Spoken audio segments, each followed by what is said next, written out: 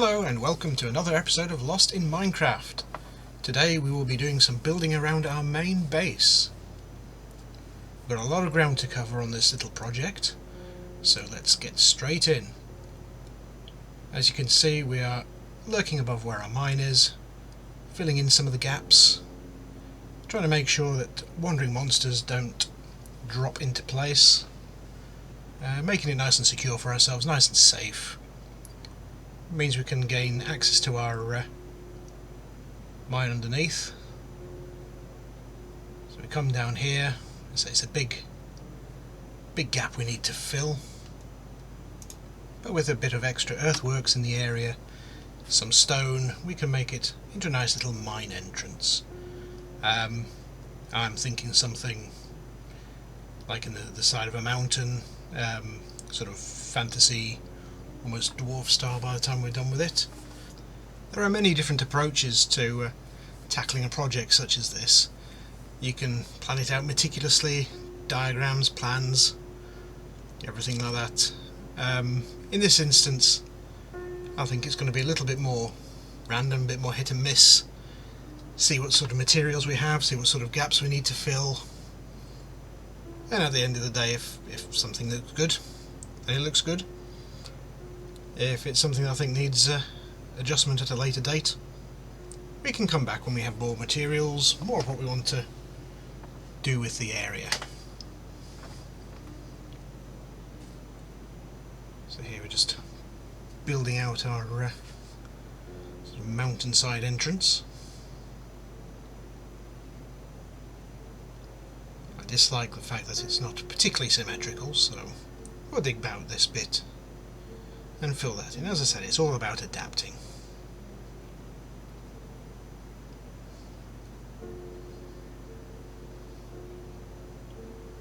Yeah, slap a couple of torches on it.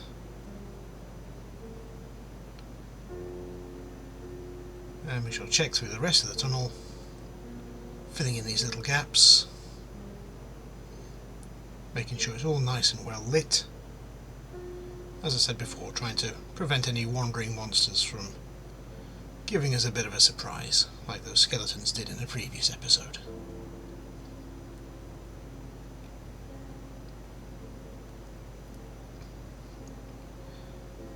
So now we're going to look at doing a bit of work on the upstairs, on the hillside there. A key piece of equipment I love to have, particularly for tasks like this, is a stone cutter. There we go. As you see, we need regular stone for this. Regular stone is actually quite difficult to get hold of, particularly in the early game. What you need to do is put some cobblestone into a furnace, cook it down, and as you can see, it produces regular stone. If we then put the regular stone into the furnace, it provides us with smooth stone, which also has its uses and is quite a nice in appearance. So now we can use our regular stone, some of the iron that we've found on our adventures, and we can craft ourselves a stone cutter. Now we have a little bit of a clear out of our inventory. As you can still see, there's some bits and pieces there from where we made our little wooden hut over at our spawn point, our world spawn. So we shall put the stone cutter down. At the moment we've only got cobblestone, which gives us limited options. Slab, stairs and walls. I'm not particularly keen on the look of those, so we'll cook ourselves up some more stone. Little time skip there. As you can see, we've got a few more options. Stone bricks, chiselled stone, some slabs, a few more aesthetic options. As it is the start of a new day and we're planning on spending most of it outdoors, just got to make sure it's nice and safe. There seems to be a couple of zombies in the area. As you can see, that one was wearing a leather cap. This one here seems to be in full gold armour. The thing to bear in mind is when they wear anything on their head, they are immune from sun damage, so they will not burn up. So bear this in mind. Keep it nice and safe. So now we're back up to the top. We can start laying down some foundations, building out the dirt works in the area. The location we're on at the moment, it's a bit of a funny shape, so we're going to have to build and adapt as we go. Can give us some interesting options. So here we can have some more stone, so we'll put that through our stone cutter in a minute. Get ourselves some different looking blocks. I do like the stone bricks. They make nice little corner sections, break up the look of the cobblestone a bit. As you can see, granite is a stone I'm particularly fond of. It has a nice look to it. Not sure I have much use in this project to begin with, but it's always handy to have. Same with the diorite. They're both very nice, fancy looking stones once you get the polished versions and such like. Yes, the shape up here is a little bit of a funny one for building, but we shall persevere. So you'll see we'll try many different things. Some of them will work, some of them won't, some of them will be expanded.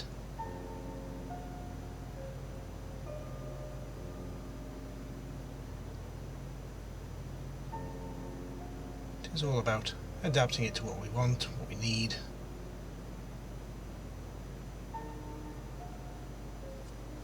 Going for sort of an outpost tower sort of a look. So when you look out sort of from the water, you'll see this sort of castle outpost. Personally, I think because of the styles of the swords and the armour and everything, I do see Minecraft as a bit more of a fantasy-based game, maybe. So castles and such like are always a favourite of mine. But the options available to you mean that you can create just about anything you so choose. It's a very flexible game in that regards. So seeing where we are in regards to the downstairs.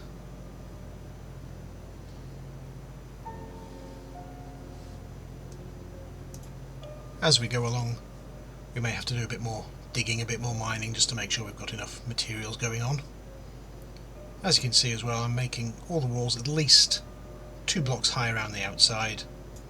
Enemies on the whole can only climb up single block heights, so if the walls are 2 blocks high, it means that zombies, skeletons and the like will not just wander in, or more importantly, creepers. The exception to this will of course be things like spiders that can climb up walls, and Endermen with their lovely teleporting shenanigans. Just remember, if you do encounter an Enderman, don't look him in the eye.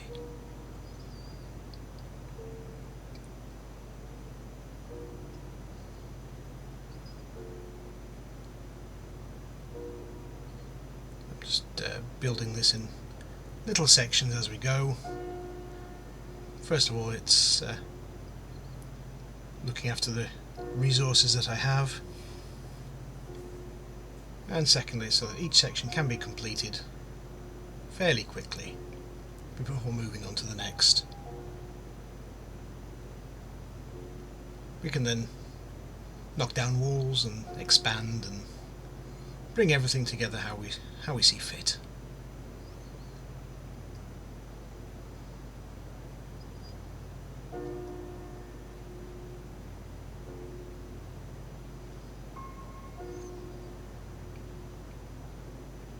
As you can see now, we pretty much have a nice looking defensive position around most of our base.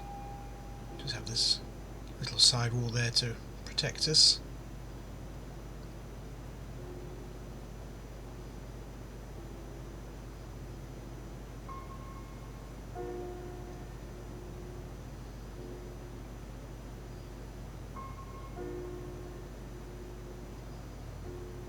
sure it's nicely lit. Make sure no nasties spawn in whilst we sleep. So here we have a next day. Time to finish off some more of this build. Finish off the wall. As you can see, we've got a creeper lurking around. Don't want too many of those in the area. Just spent all our time building this. I prefer for it not to get blown to pieces.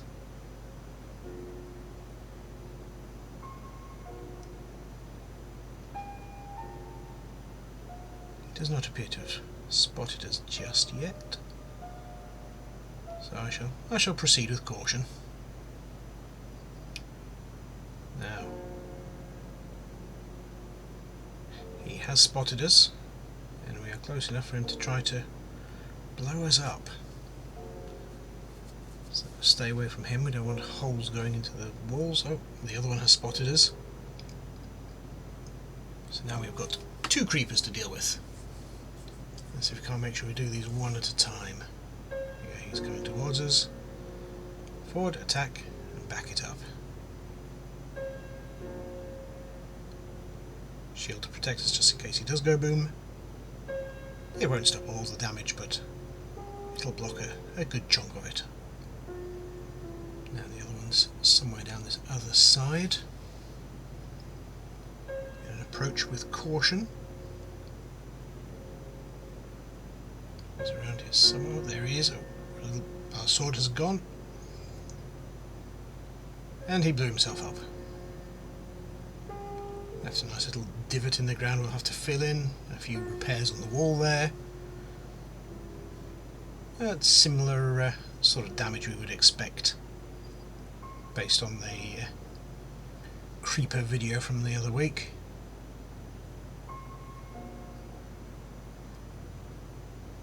Remember, have a watch of that one. Leave a comment if you want to see me try blowing up anything else with a creeper. I have got a few ideas, but I'd like to see what other things people can come up with.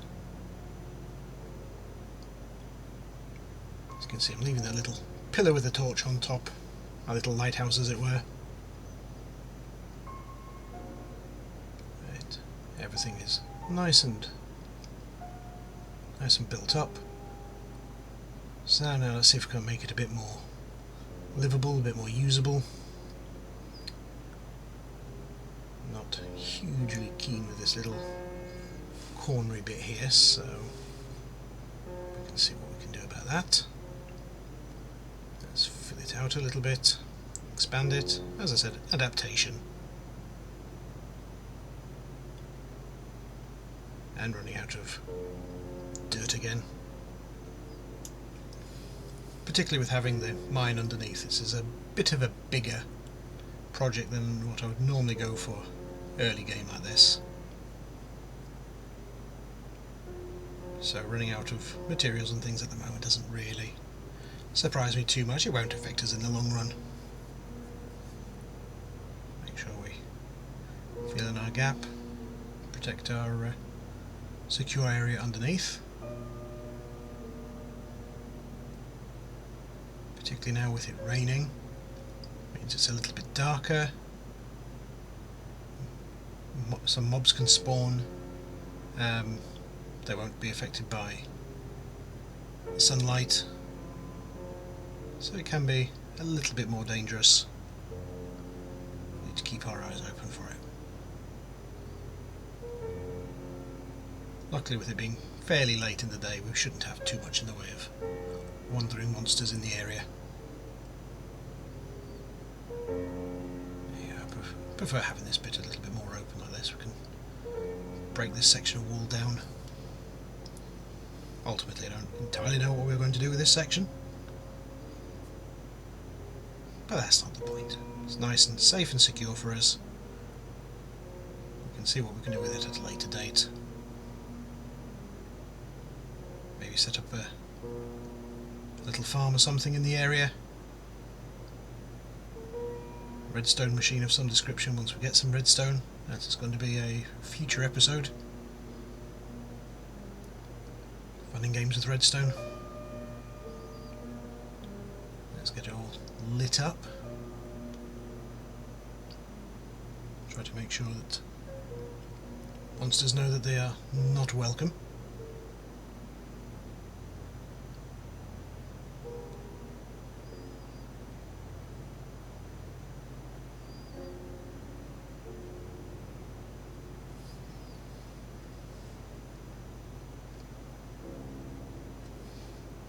Now we're still using, on the whole, stone items, as you can tell by the durability breaking again and again. We do have some iron in our stash, but I prefer to save iron for when we can really go to town with it. The armour in particular would be very useful, especially where we have that cavern underneath. Keep us nice and safe to explore a bit. The only exception of course being the crafting of the shield. So we've crafted a couple of copper doors, replace some of the wooden ones. Again, it's an aesthetic thing. I do quite like copper doors, although they do weather over time. Get a nice green patina on them, bit of oxidization. The only problem is when I play, I keep mistaking them for creepers. So once they've gone a little bit green, if you suddenly see me doing a bit of a double take on them, that'll be why. Have a good laugh at my expense.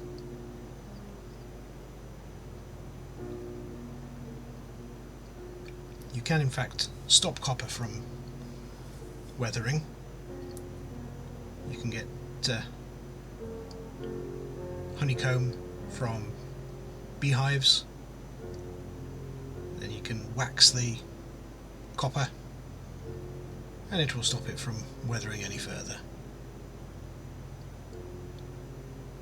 So you can keep it as this nice sort of browny colour, wait till it's slightly weathered and then do it, so you've got a little bit of the green patina on it. It's quite nice. I quite like that about the copper. It's multi-use when it comes to aesthetic choices. Very similar to some of the stones that we use. So we shall in fact call it quits here for this video. As you can see, we've really started to establish our base, get the look and feel for it, so we can continue this in a future video. So I hope to see you then. Like the video, comment, subscribe, anything you feel like, and I hope to see you again in a future video. Goodbye.